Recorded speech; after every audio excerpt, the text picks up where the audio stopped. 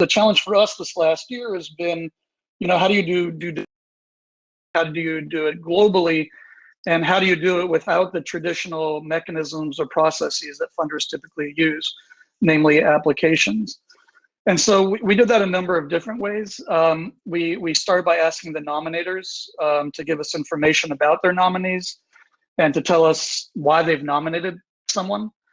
And then we asked the nominees, and this is completely optional, to provide us any information that they want, including past proposals or videos, articles, social media, anything that they think speaks to their impact. And so in a way, we flipped the script, right? Instead of having applicants fill out or complete applications, we sort of took the due diligence process onto ourselves, which means that we brought in a team of researchers. We formed a global advisory committee, and we basically did all the heavy lifting around due diligence ourselves.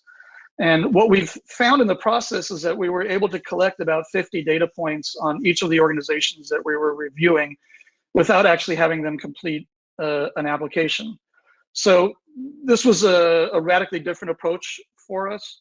Obviously it was virtual, but it also shifted the onus of due diligence onto us as funders, and required us to spend a lot more time and invest a lot more resources than we had in the past. But the goal was to take that burden or that work off of the social entrepreneurs or the grassroots organizations who should be focused their time and energy on the work that they were doing rather than fundraising.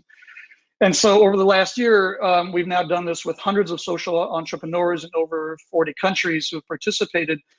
And what's been really amazing is that we've been able to collect better data, or if not the same amount of data as we would have if we had used a traditional application, which was sort of an eye-opening experience for us, and certainly one that we're going to continue to do in the future. And so the answer for us as we think about virtual due diligence is that it's definitely worked for us, but it's required us to put new systems into place and to add additional resources.